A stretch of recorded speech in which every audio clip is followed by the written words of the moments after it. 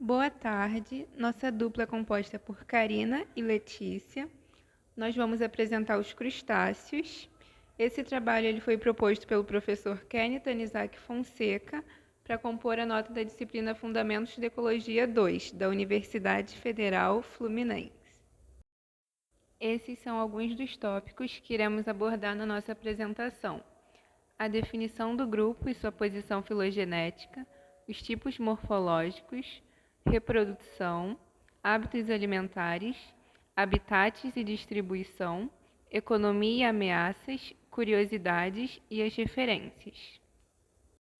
Sobre sua posição filogenética, eles são localizados no filo Arthrópoda, subfilo Crustácea, e eles surgem ali logo após os mandibulatas. Os crustáceos eles têm origem marinha e eles representam o único grande táxon de artrópodes predominantemente aquáticos.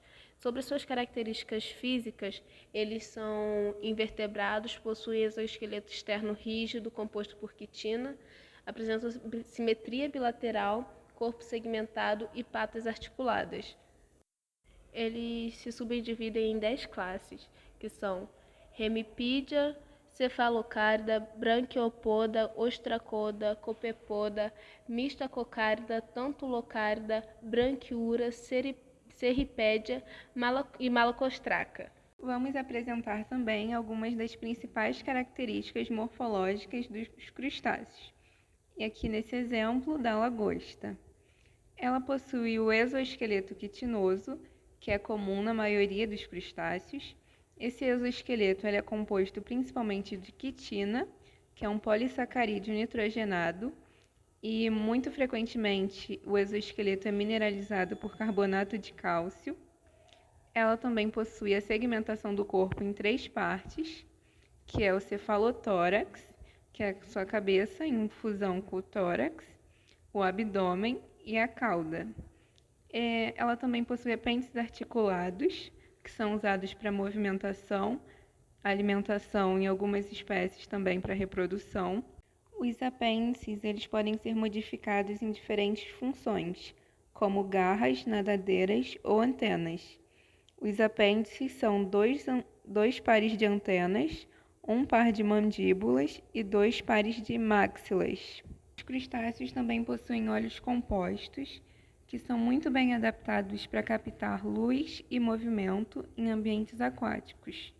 Eles também fazem sua respiração branquial, ou seja, por via das brânquias, eles fazem suas trocas gasosas. E suas brânquias estão localizadas no cefalotórax.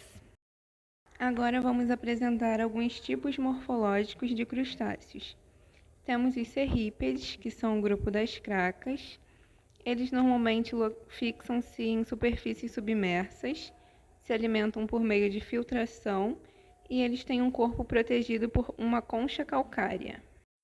Também temos os decápodes, que são o grupo mais conhecido entre os crustáceos, incluem os camarões, caranguejos e lagostas.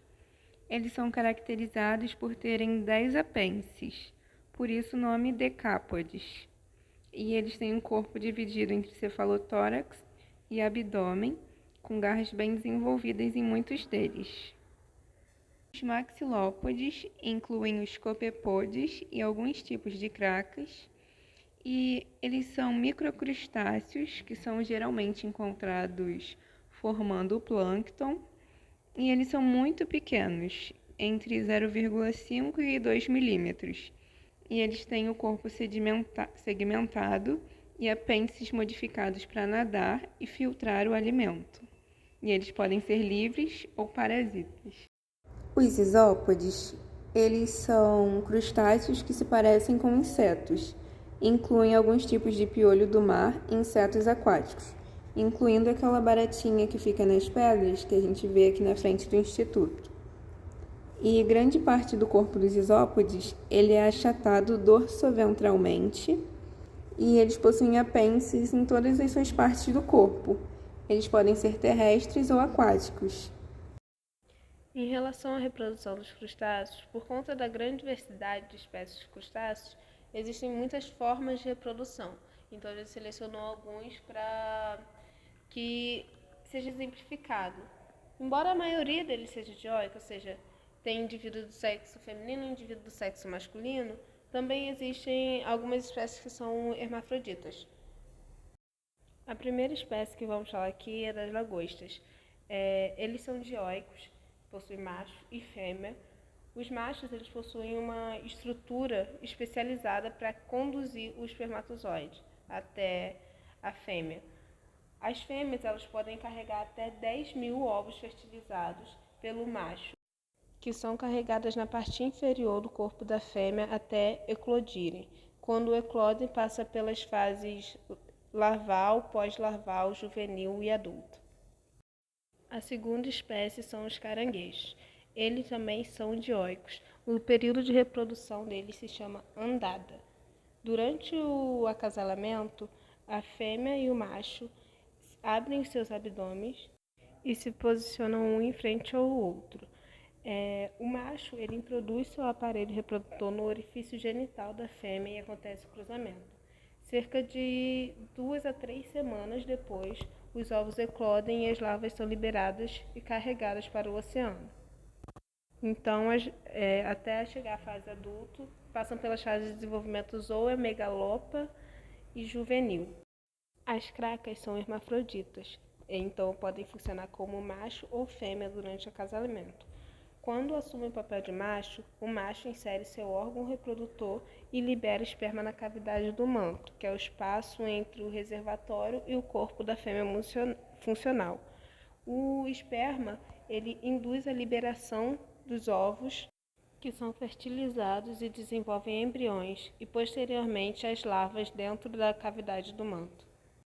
Também por conta da diversidade de espécie, os hábitos alimentares são muito variados de espécie para espécie.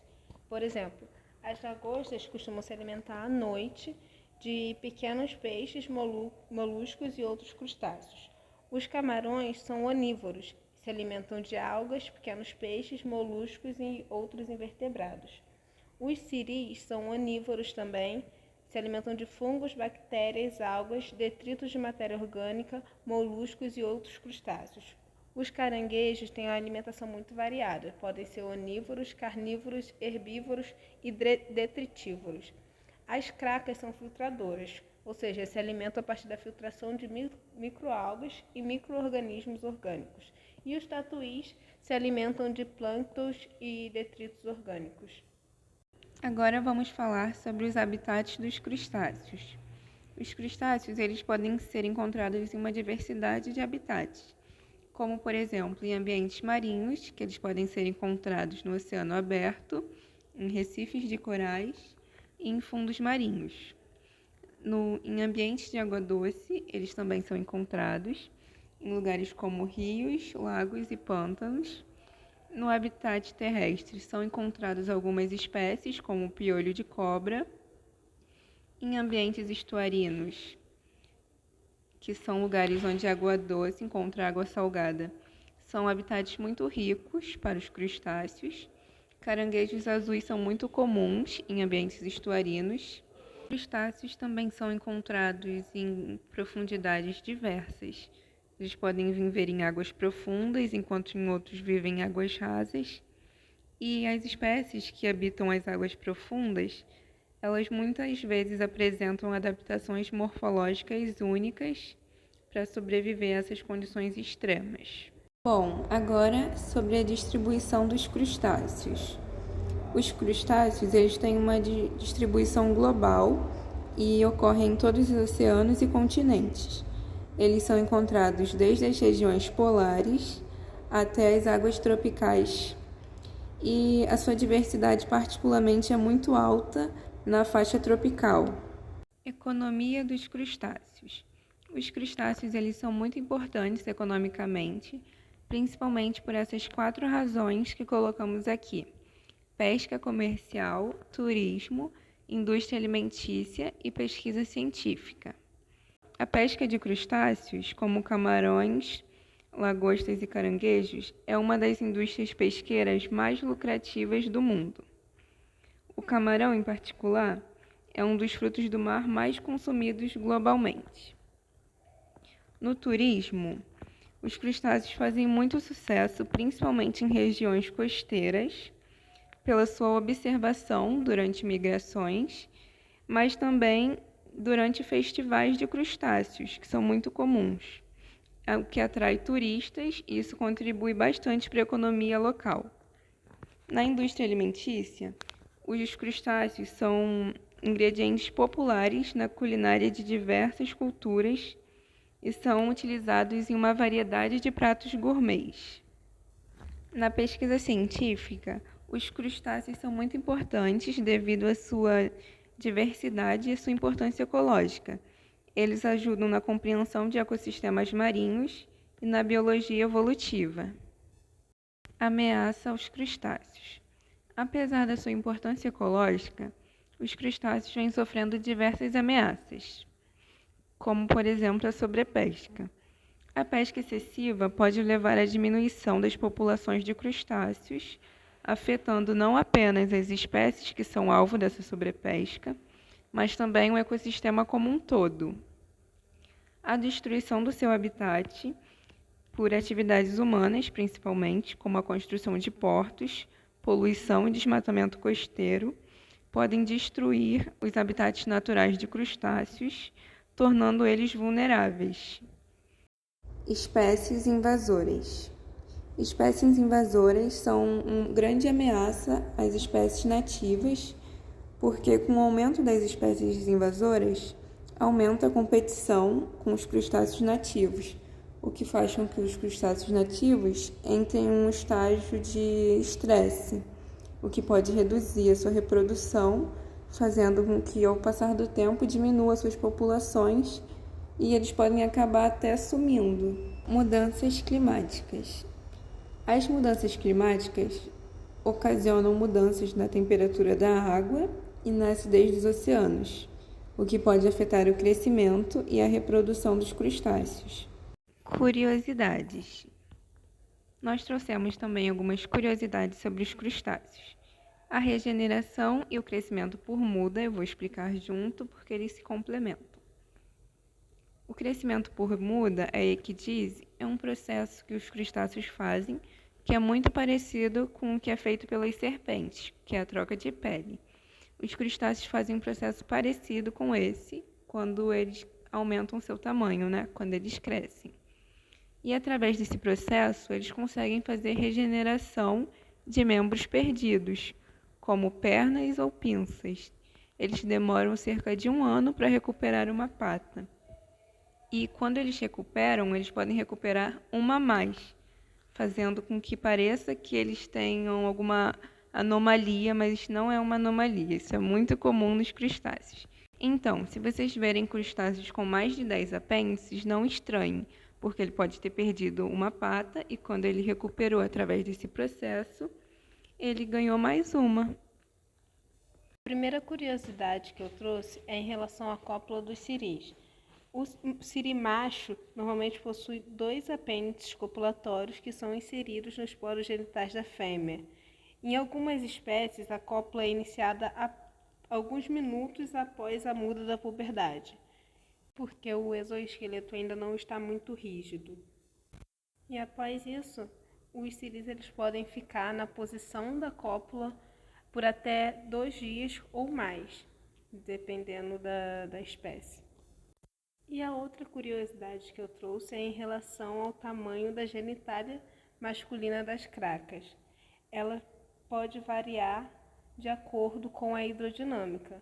Quando a hidrodinâmica é mais alta, ou seja, quando é mais agitado o ambiente, o órgão reprodutor das cracas tende a ser menor e mais robusto, porque é mais fácil de ser controlado. E quando a hidrodinâmica é mais baixa, ou seja, o ambiente é mais calmo, a tendência é a genitália ser maior e mais fina, para alcançar o máximo de parceiros possíveis. E também tem o fato de que se você mudar de ambiente, por exemplo, de um ambiente mais agitado para um ambiente calmo, o tamanho vai mudar, vai ficar maior e mais fino do que era no ambiente agitado. Isso porque eles são hermafroditas, então ora eles são Macho se comporta como macho e horas se comportam como fêmea. E essas são as nossas referências.